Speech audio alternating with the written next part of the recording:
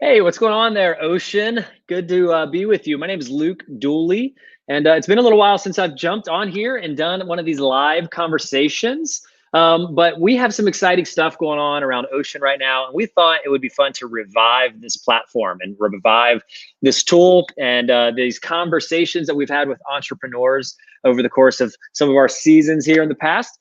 To talk about sort of what's going on in the entrepreneurial world, what's going on at Ocean, and just to sort of shed some light and really introduce you to some really fun and cool people.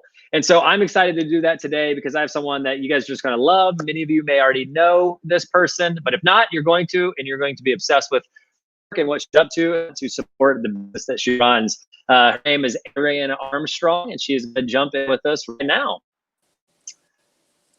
Hey, Arian, how are you? Hey, I'm good. How are you? I'm good. Thanks for jumping on with us. Yeah, no problem.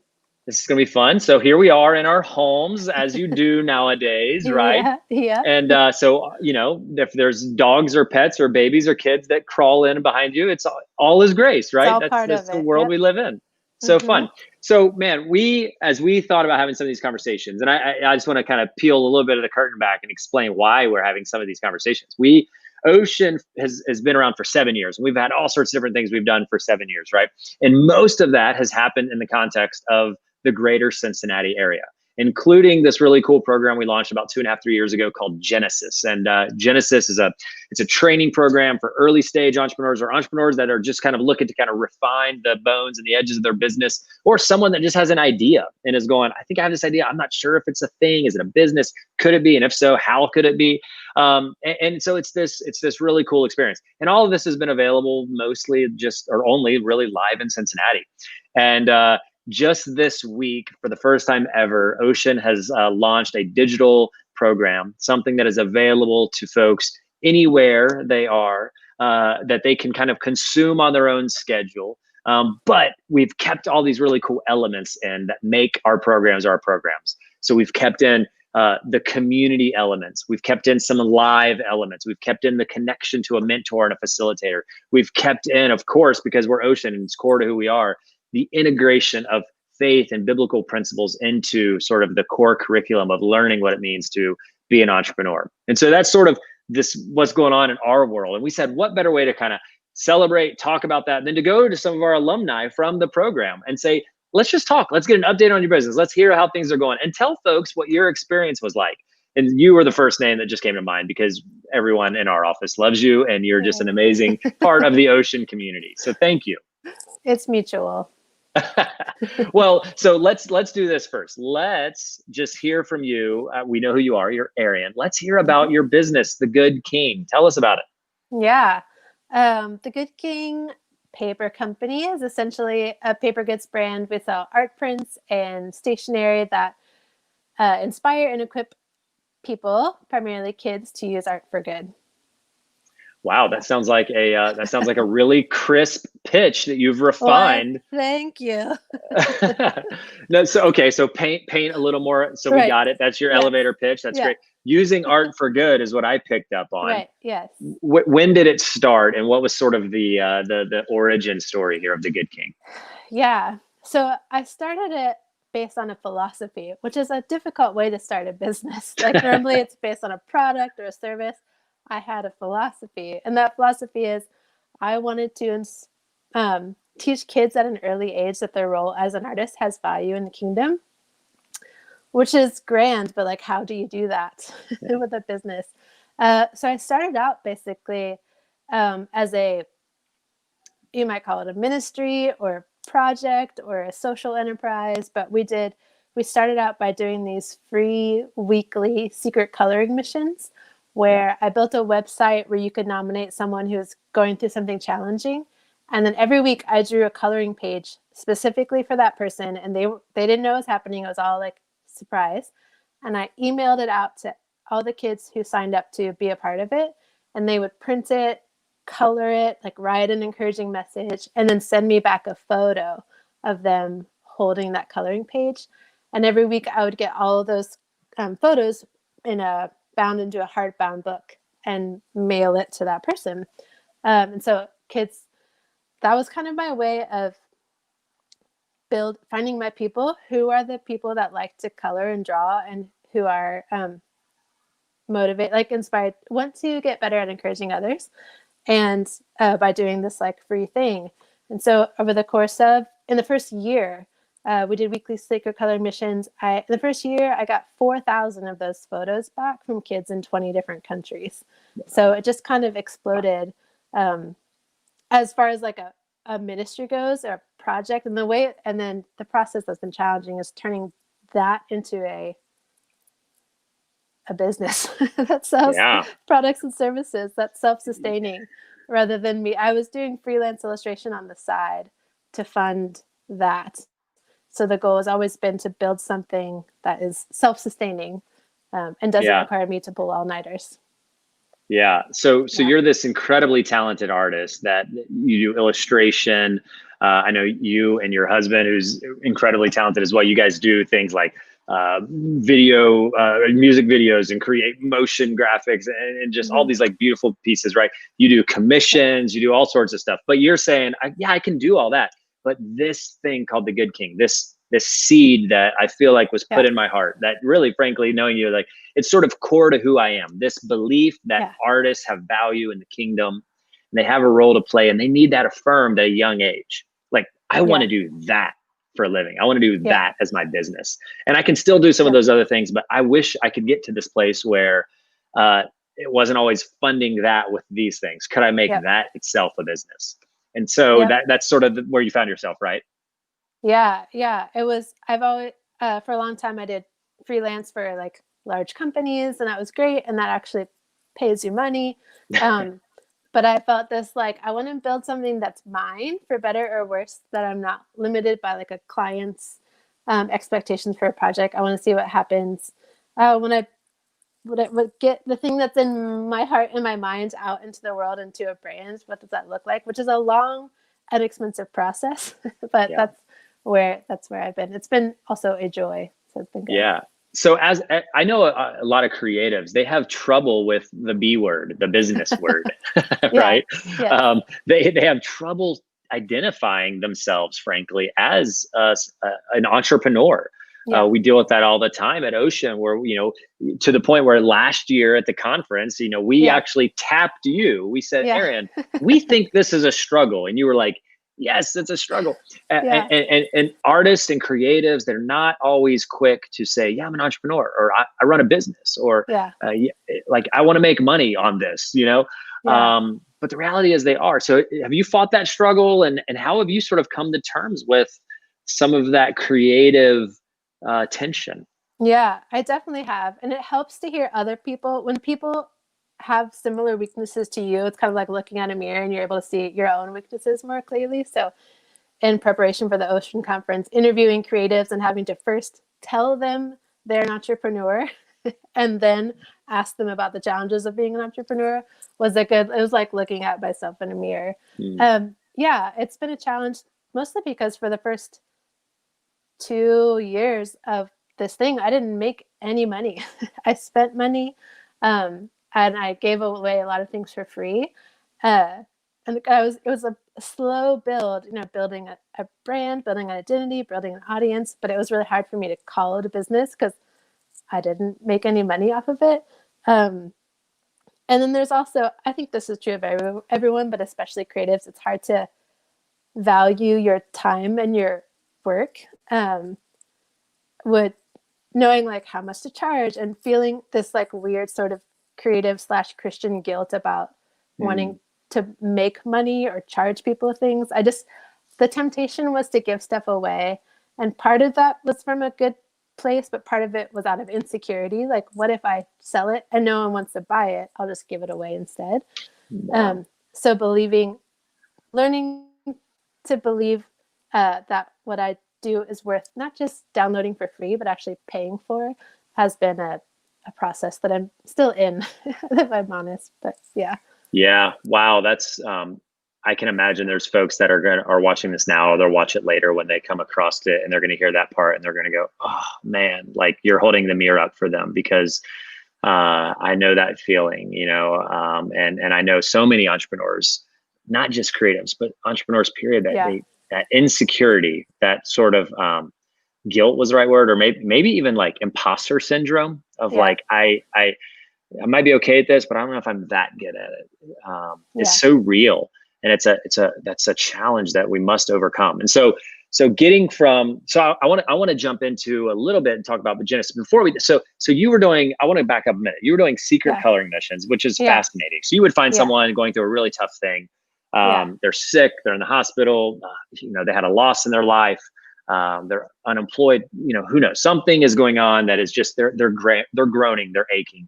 And you said, I think a way that we can show love to this person and just bring joy into their life is by delivering a hardbound book of all these images of children holding up a coloring page. So you would illustrate and draw this really cool, whimsical sort of coloring page, right? Yeah. And then you'd send out the PDF, people would print it, they would color it, they would take a picture, you'd hard copy it, put in a great, really like glossy book, and you deliver it to this person. I can imagine that, like the tears as people are flipping through, seeing these beautiful children who have worked on these photos and just want to say like, it's going to be okay, right? Or I'm sorry you're going through something hard. That's amazing. So what was sort of a future iteration then? Like that was the sort of thing that got you going, but paper goods and some of this other stuff now, like where are you at now? Yeah. So the challenge was, the longer I did that, the more what happened was, my list, so you could like nominate people, my list of people that were being nominated to be colored for, who were fighting some sort of disease, was growing.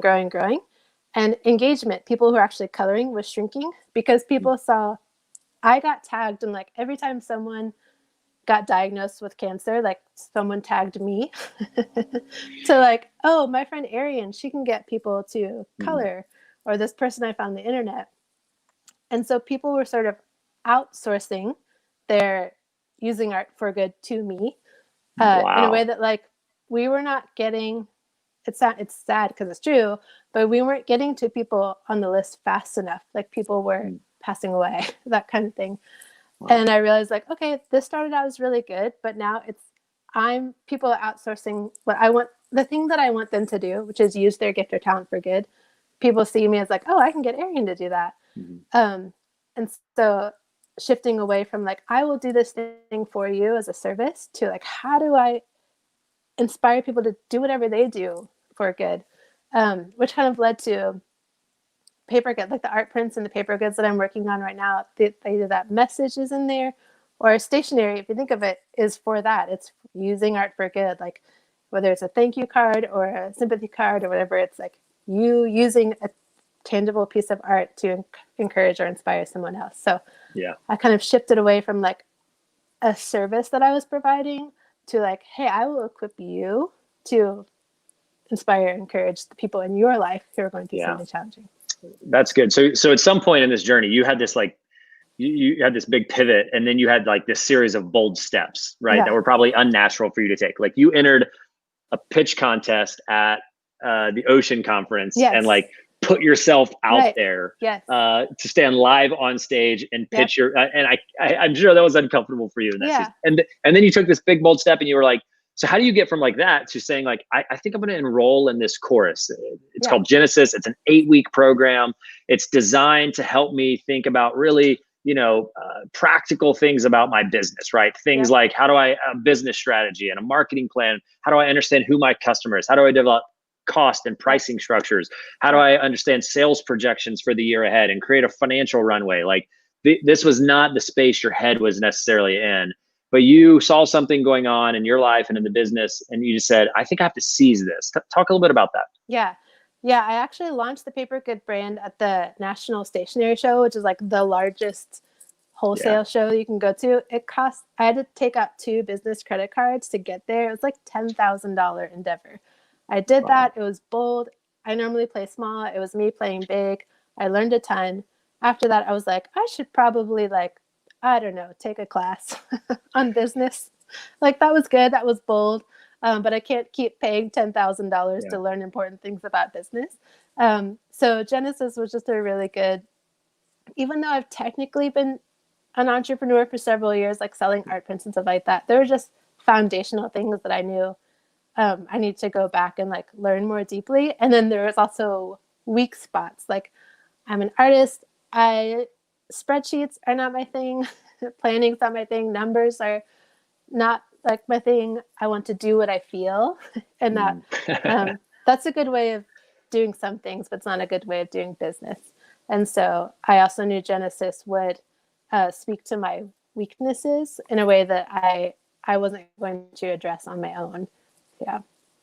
Okay, so that's good. So what were some of what was sort of the impact of Genesis on your understanding of like your business or the strategy behind your business? Yeah, I'm such a feeler that I've been just like feeling my way through things.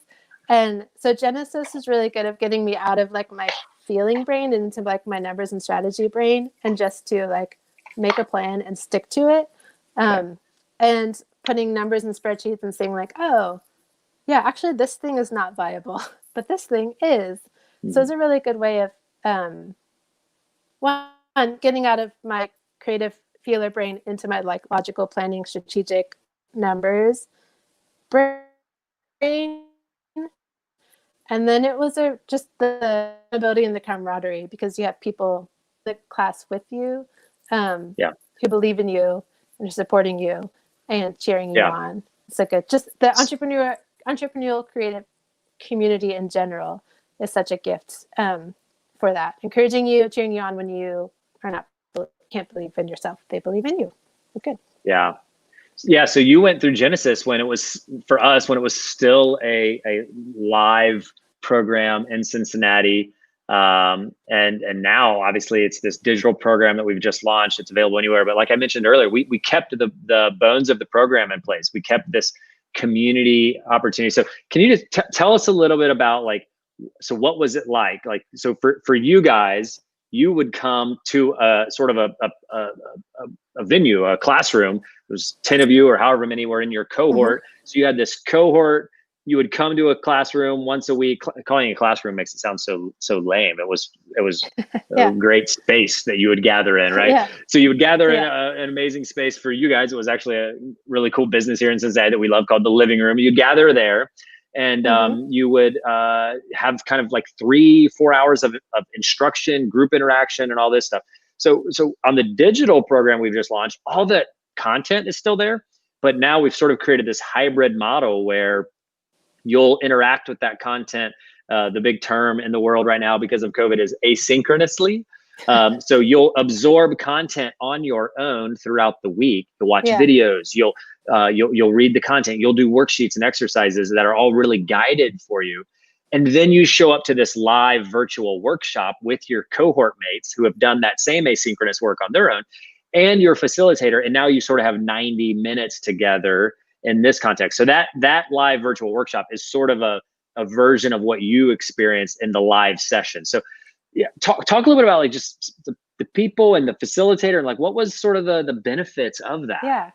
Yeah, it was great because it was very structured. We had things we had a workbook and things we're trying to hit every week. A lot of information, a good mix of like theory and also like super practical nuts and bolts, and also like the faith aspect. Like, what is the kind of why as believers does this even matter? Like, why? What is like the biblical perspective on business?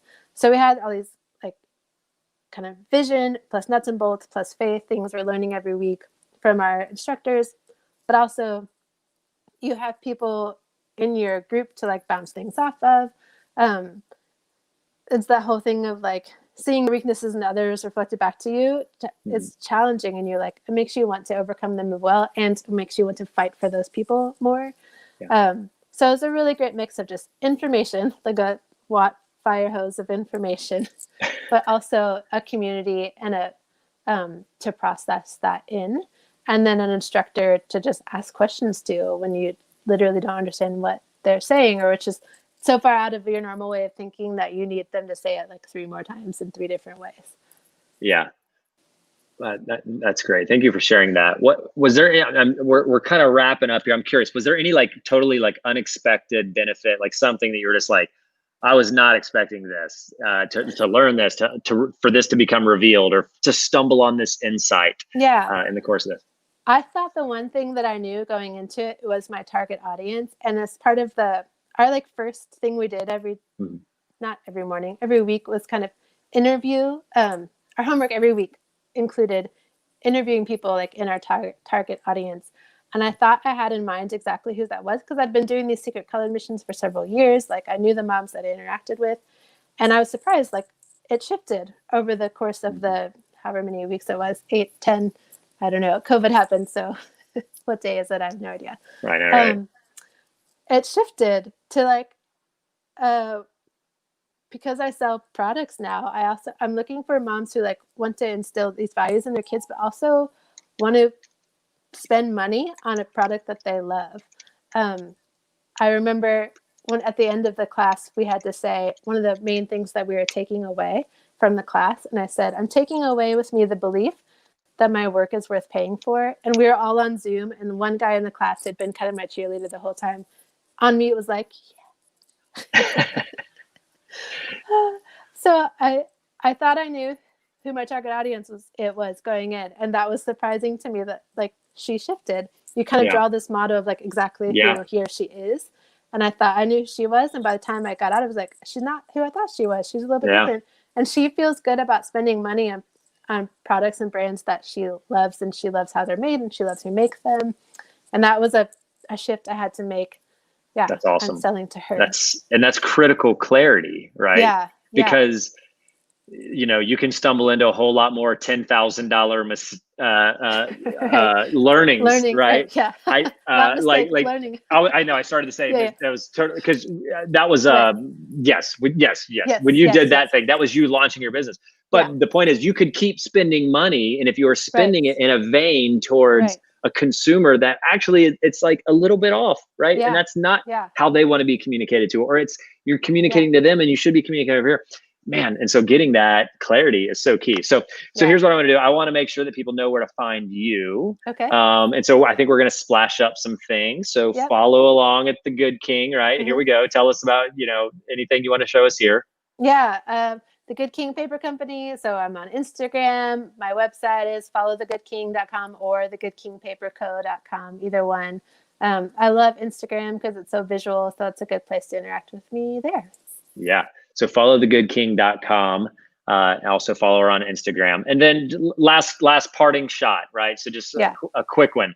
If someone's out there and they're thinking maybe they're going, okay, should I take this Genesis course? I don't know. I mean, look, this thing costs money. It's a $499 experience, right? So there's some skin in the game for this. Yeah. And if they're thinking about it, what would you say? Yeah, I was really impacted along my entrepreneurial, I can never say that word, business journey. By the parable of the talents and how important it is to God that we invest our gifts and our resources wisely and produce a return. I think that's something that I didn't necessarily like soak in Sunday school growing up, but as an adult, more it is. So if you've got a gift or a talent or an idea or a resource, it's not just a suggestion, it's sort of a command to like invest it and use it wisely. And putting skin in the game, investing money in this class tells yourself that you are serious about this and makes you show up every week to actually do the work. So it's a worthwhile investment. Awesome. Erin, thank you for jumping on and doing this. Congratulations on all that you've done with The Good King, and we look forward to all the many things that are to come. Yeah. And I hope some folks stumble over your site from this and just interact with you, and I know they're going to be blown away when they see your art and the products that you're creating. And it's such a blessing to the community, to the world, what you're doing. And you're fulfilling the mission that you have set out to do. So kudos to you. Thank you. You too, Luke. All right. Hey, I'm going to let you go, and I'm going to stay for just a second. Hey guys, thanks for tuning in. We're going to have some more of these conversations. We're going to host some other alumni, but man, I just want to make sure that if you have any questions, you know how to get a hold of us. You can reach out to Ocean on Facebook, on YouTube, wherever you're watching this. If you see us on social media, you can email us info@oceanprograms.com. And if you just want to like dive in and start to understand more about what is Genesis, what's this? We call it GET, Genesis Entrepreneurial Training. It's oceanprograms.com/get. So /GET. And then as you just saw there, we have our first sessions launching in a couple of weeks. So September 22nd, 23rd, we have our first 2 sessions. And the reason those have dates attached to them is because that live virtual workshop that is part of your cohort's 8-week experience, it sort of has a date and a time attached to it. So, the one is like Tuesday nights at 7 and the other one's like Wednesday nights at 6 or whatever it is. So you sort of pick the one that fits your schedule best. You dive in, you're with your cohort for 8 weeks. And the cool thing is you're part of this much larger Ocean community then when you do that. You dive into this platform that gives you sort of access to other entrepreneurs, other experts, other mentors, and it's a great place to hang out. So thanks for watching. Thanks for doing this. We'll be back with another one of these conversations. If this encouraged you, I would encourage you to share it, spread the word, send it to someone else. Or if you know an entrepreneur, you're not an entrepreneur, send over that URL to them so they can check it out. Thanks.